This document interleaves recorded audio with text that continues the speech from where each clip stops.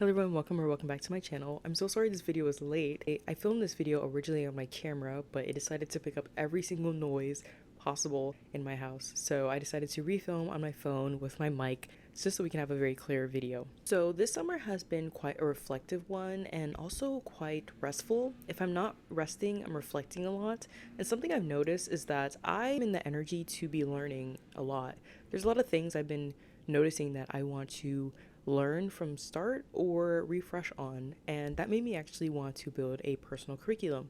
Now, personal curriculums aren't new, they've been around for a couple years now, but I really wanted to lean into making one for myself, especially since I'm somebody who can get quite busy.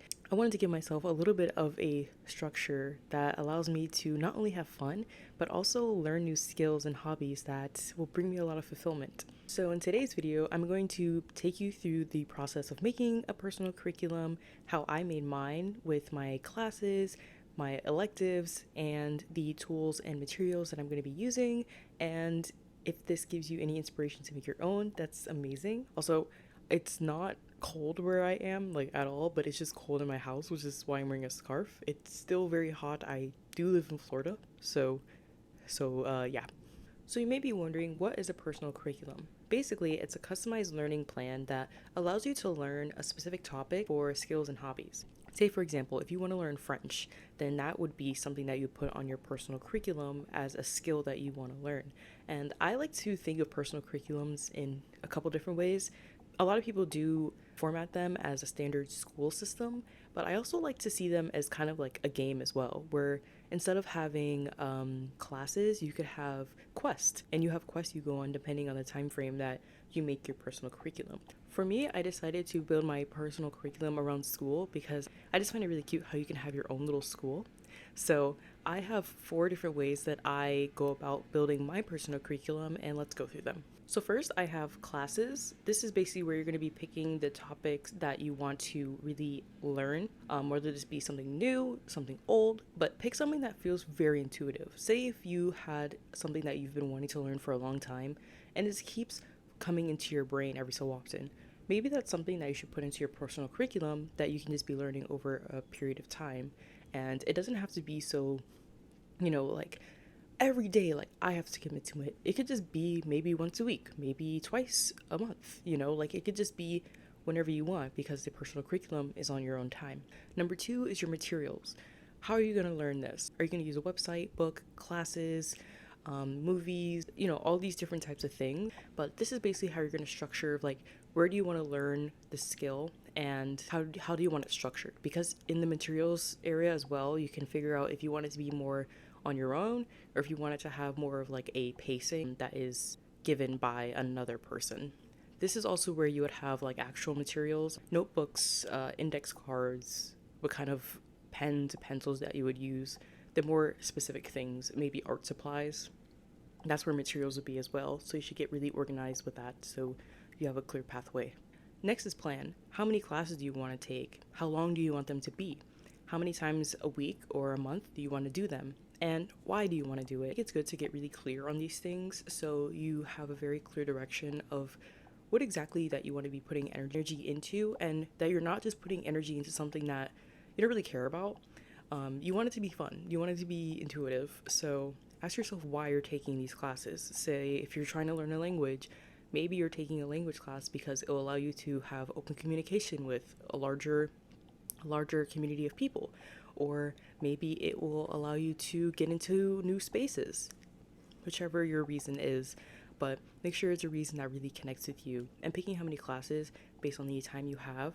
Say if you're somebody who works a very busy 9 to 5, I know some people work 40 to 80 hours a week sometimes, so maybe just start with one class, and the class is just the basic fundamentals of what you want to learn, so it's very easy and intuitive for you to go into. And then lastly, we have documentation. Write, film, or photograph your progress. This isn't for posting it online, it's simply just to keep a physical way of seeing your progress within time periods. Well, sometimes we do certain things, but we don't realize like where we are in it until we look back and we're like, oh my gosh, like I made so much progress, which for me is kind of like my YouTube channel.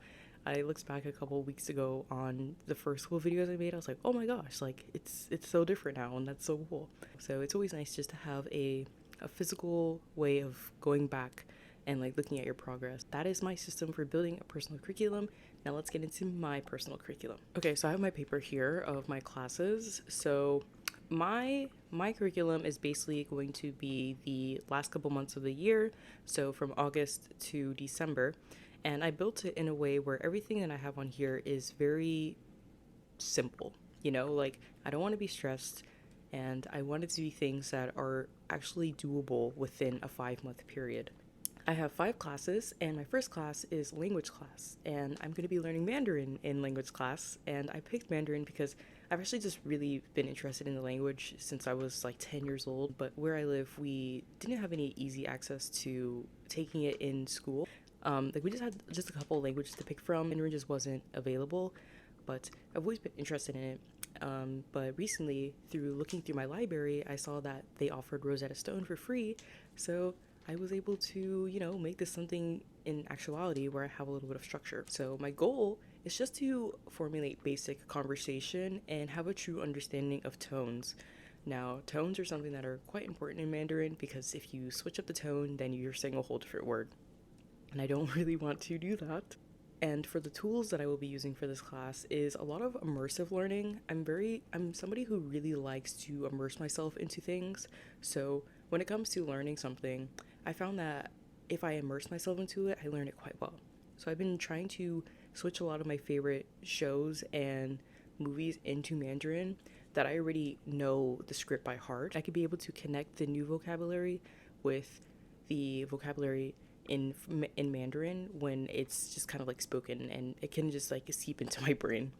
But outside of that, we are also going to take other approaches that are a little bit more structured, which is easy learning slow YouTube videos.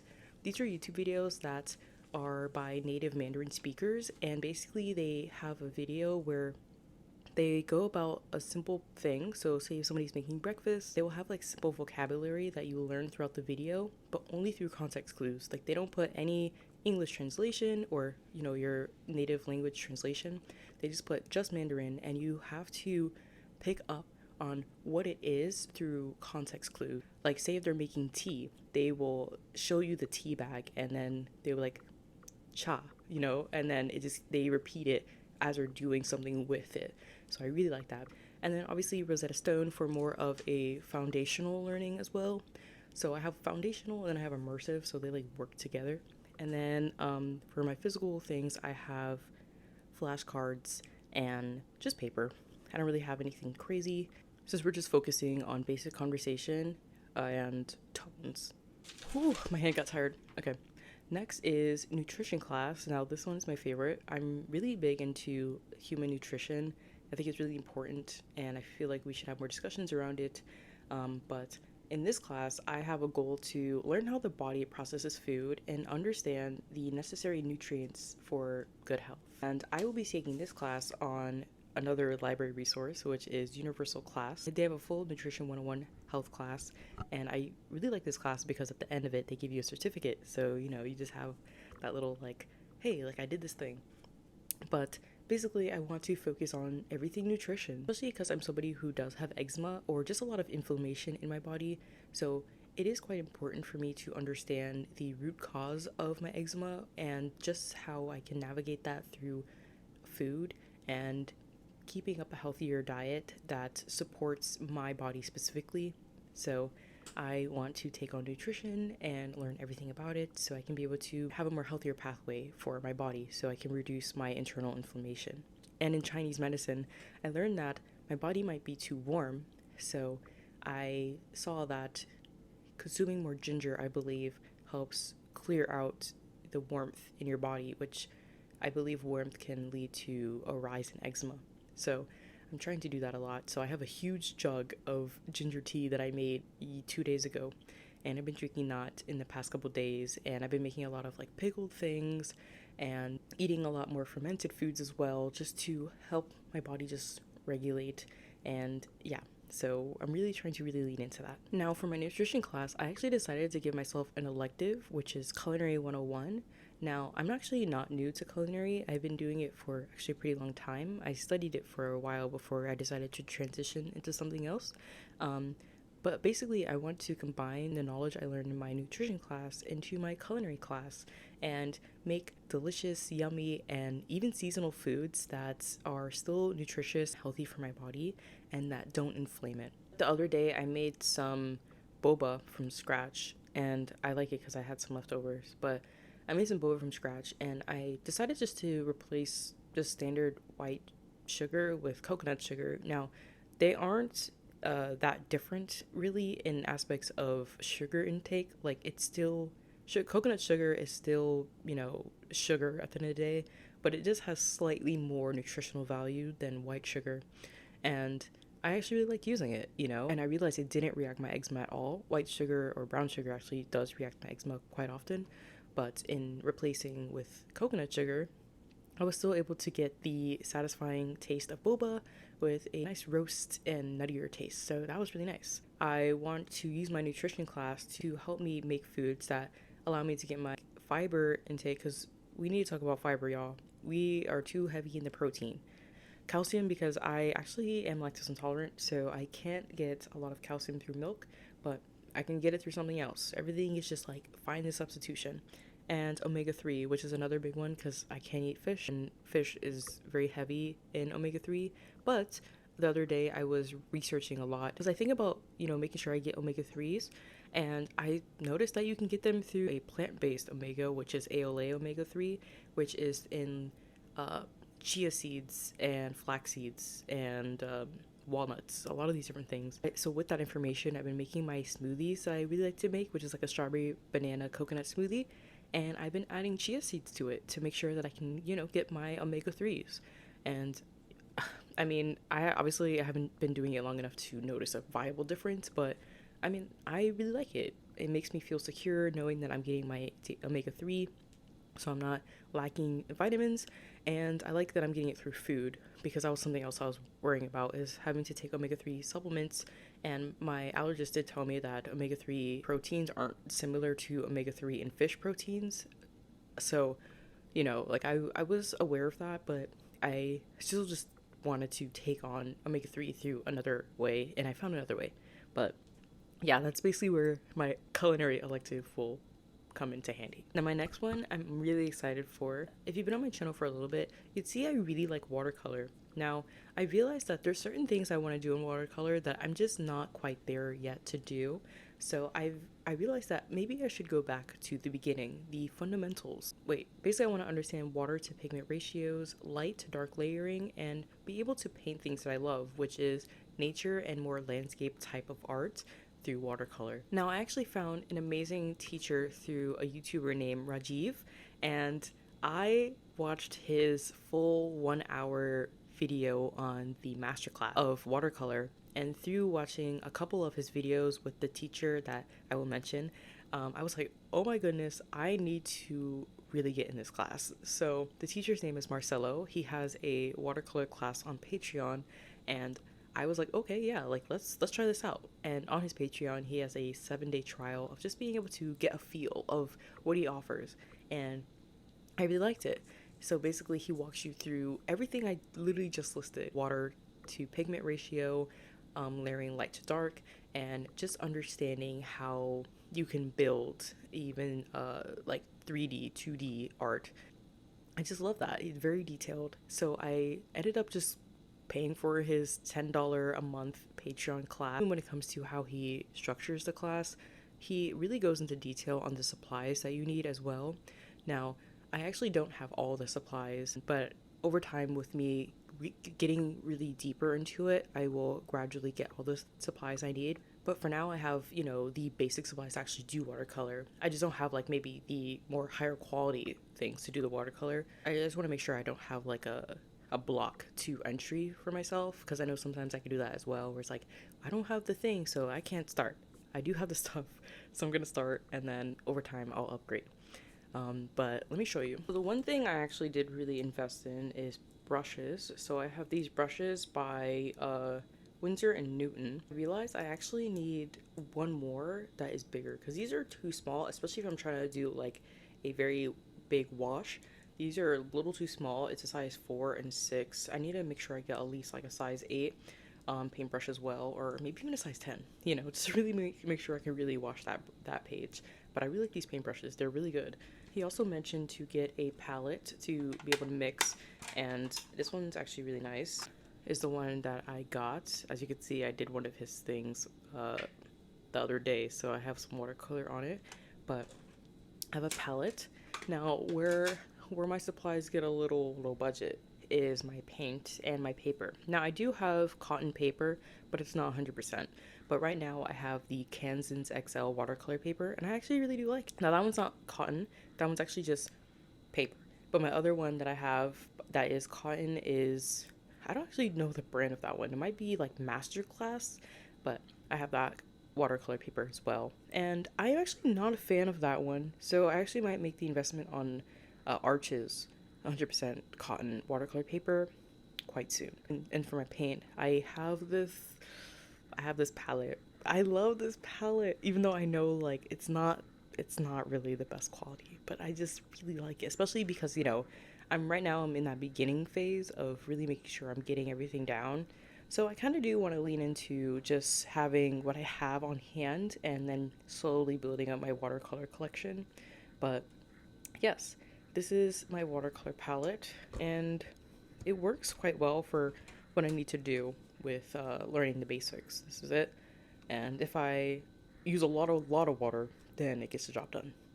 And thank you to Rajiv for introducing me to such a wonderful watercolor instructor. I'm so excited to be able to be in his class. We have 2 classes left. We have PE, and my goal in PE is to build more mobility in my body, move my body daily, have more moments for mindfulness, and increase flexibility. So really, I'm only focusing on yoga and mobility classes. I actually am quite happy with that because it also ties into my nutrition class, and that's it. I just want to be able to have more mobility in my body, especially as somebody who spends a lot of time at my desk.